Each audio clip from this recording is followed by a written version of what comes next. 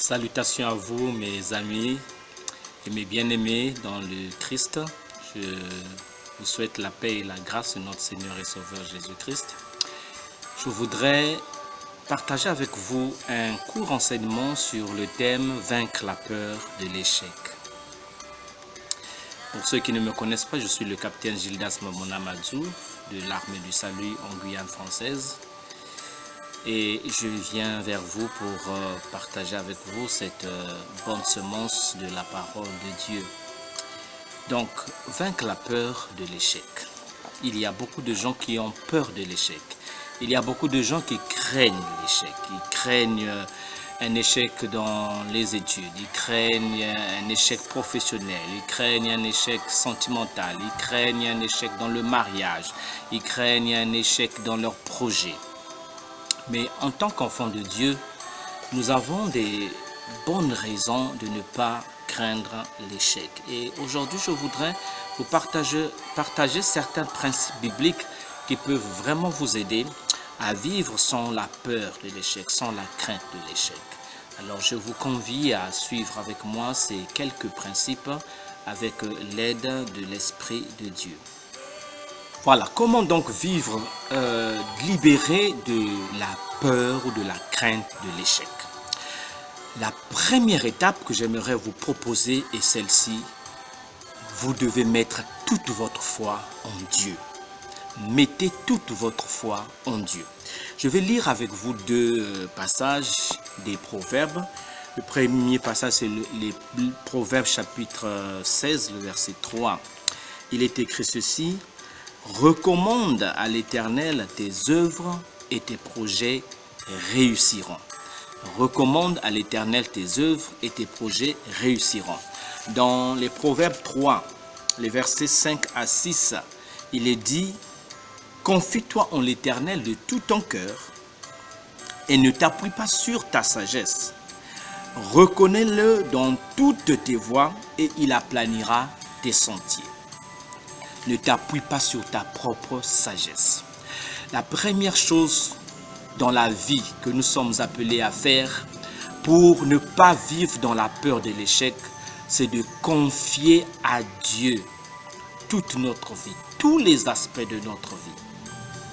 Aspect physique, aspect mental, aspect spirituel, tous les projets, toutes les pensées, toutes les ambitions, toutes les aspirations que nous avons, nous devons les confier à Dieu. Il ne s'agit pas ici de penser que parce que nous avons une telle compétence, de telles connaissances dans un certain domaine que nous pouvons nous en sortir avec nos propres efforts. Non, nous devons faire acte de dépendance, acte d'allégeance envers Dieu. Nous devons nous confier en lui, nous devons compter sur lui, nous devons vraiment mettre toute notre confiance en lui. Et quand je dis mettre toute sa foi en Dieu, ça signifie aussi vivre dans l'obéissance à sa parole. Parce qu'une foi sans obéissance n'est pas une véritable foi. Donc voilà le premier principe, mon ami. Place toute ta foi en Dieu, toute ta confiance en lui. Crois que c'est lui qui est en Dieu et qui a la maîtrise de tout, toutes choses, visibles comme invisibles, il en a la maîtrise. Passé, présent et futur, il en a la connaissance et il en a le contrôle. Voilà la première étape. La seconde étape, tu dois avoir foi en l'amour de Dieu. Tu dois avoir foi en l'amour de Dieu. Tu dois reconnaître que Dieu t'aime et il ne veut que ton bien. Dans Matthieu chapitre 7, les versets 7 à 11, il est dit ceci.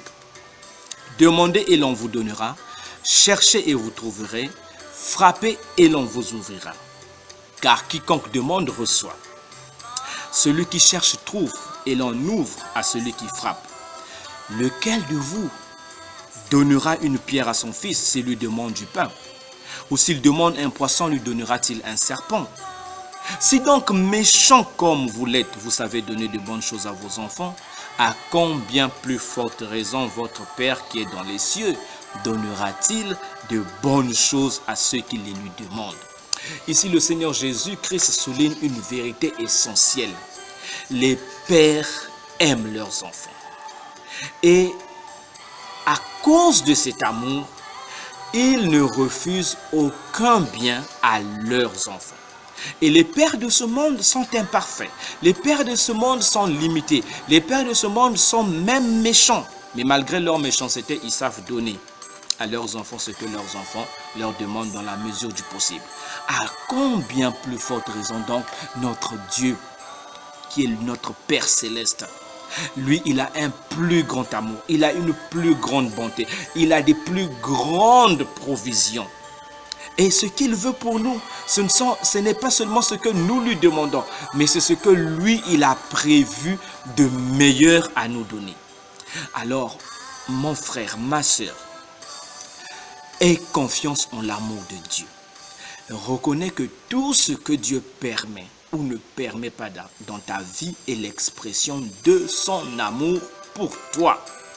Donc, si ta vie, au départ, elle est dans les mains de Dieu, tu peux être rassuré que tout ce qu'il t'accordera ou refusera de t'accorder entre dans son plan d'amour pour toi. Troisième étape, tu dois savoir qu'avec l'aide de Dieu, tu peux tout. Avec l'aide de Dieu, tu peux tout. La plupart des échecs commencent lorsque nous pensons que nous ne réussirons pas, que nous ne sommes pas capables.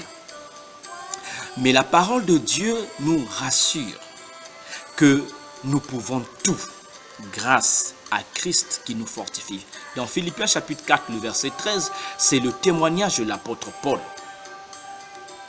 Je puis tout par celui qui me fortifie. Et qui le fortifie, c'est Christ. Et ce Christ qui a fortifié Paul, qui a rendu Paul capable d'affronter toutes les difficultés, toutes les situations de sa vie, est ce même Christ qui aujourd'hui vit dans nos cœurs par le Saint-Esprit. Donc mon ami, si tu crois en Jésus, sache que tu es capable d'affronter toute situation. Tu es capable de relever n'importe quel défi tant que ça entre dans la volonté de Dieu, tant que ça fait partie du plan de Dieu pour ta vie. Il n'y a rien qui soit impossible à celui qui a placé sa foi en Dieu lorsqu'il est dirigé par le Saint-Esprit dans la bonne direction que Dieu a tracée pour sa vie. Ça, c'est la troisième étape. Savoir qu'avec Dieu, nous pouvons tout. Et souvenez-vous, il y a une parole dans les psaumes qui dit « Avec Dieu, nous ferons des exploits ». Donc, lorsque tu es engagé à relever un défi, même s'il paraît trop grand pour toi, sache que si Dieu a prévu que tu puisses réussir, alors vas-y. Parce qu'avec Dieu, tout est possible. Et lorsque Dieu est avec toi, il te rend capable de pouvoir accomplir toutes choses. Voilà la troisième étape. La quatrième étape, tu dois reconnaître que tout ce qui t'arrive concourt à ton bien. Tout ce qui t'arrive, tout ce qui intervient dans ta vie concourt à ton bien. Dans Romains chapitre 8, le verset 28, il est dit « Nous savons du reste que toute chose concourt au bien de ceux qui aiment Dieu, de ceux qui sont appelés selon son dessein. » Nous savons du reste que toute chose concourt au bien de ceux qui aiment Dieu, de ceux qui sont appelés selon son dessein. Donc nous avons ici la certitude que tout ce que Dieu permet dans notre vie, échec ou réussite, bien ou mal, tout cela est une partie du plan de Dieu pour notre bonheur. Donc, ces éléments de la vie qui sont parfois désagréables, qui sont parfois déroutantes, qui sont parfois troublantes, qui sont parfois inexplicables. Nous n'arrivons pas à comprendre pourquoi Dieu a permis telle et telle autre chose. Mais nous pouvons être certains que si Dieu l'a permis, il l'a permis pour une bonne raison. Et cette bonne raison, c'est ton bien. Donc aujourd'hui, si le Seigneur t'a fermé une porte, ne pense pas que Dieu ne t'aime pas, ne pense pas que Dieu t'a oublié, ne pense pas que tu es négligé par le Seigneur, ne pense pas que Dieu ne t'aime plus, mais sache que Dieu l'a fait parce qu'il t'aime, parce qu'il a un meilleur plan pour toi et cet échec peut effectivement concourir à ton bien. Et la dernière étape, tu dois cultiver la gratitude. Cultive la gratitude. Sois reconnaissant en tout temps. La Bible nous dit dans 1 Thessaloniciens chapitre 5, le verset 18, « Rendez grâce en toutes choses à votre Dieu en Jésus-Christ, car telle est sa volonté. » La volonté de Dieu pour chacun de ses enfants est d'être reconnaissant et d'être plein de gratitude. Pourquoi? Parce que Dieu sait ce qu'il fait. Parce que Dieu ne peut pas se tromper. Parce que Dieu ne faillit jamais. Parce que Dieu est plein d'amour.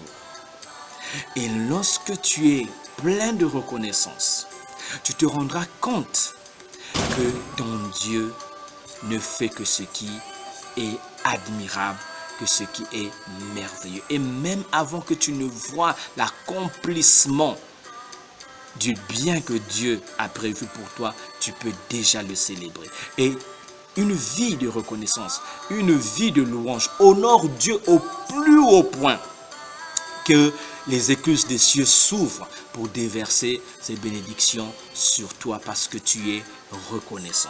Alors voilà ces 5 conditions que nous devons remplir pour vivre une vie sans crainte de l'échec. Premièrement, tu dois mettre toute ta foi en Dieu. Ne compte pas sur ta propre sagesse, mais compte sur Dieu, sur sa sagesse, sur sa direction. Deuxièmement, aie foi en l'amour de Dieu. Crois que Dieu t'aime et parce qu'il t'aime, il ne fera que ce qui est bien pour toi.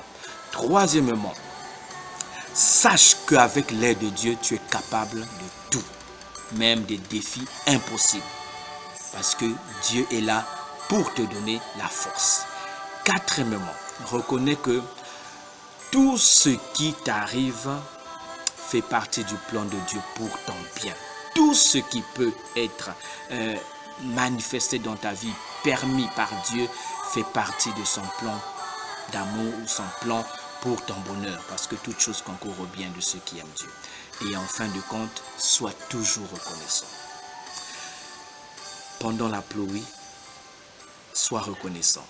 Pendant le beau temps, sois reconnaissant. Dans la maladie, sois reconnaissant. Dans la bonne santé, sois reconnaissant. Au milieu des épreuves, sois reconnaissant. Quand tu es fort et victorieux, sois reconnaissant. Quand tu cultives la gratitude, Dieu est honoré et il accomplit des grandes choses pour toi.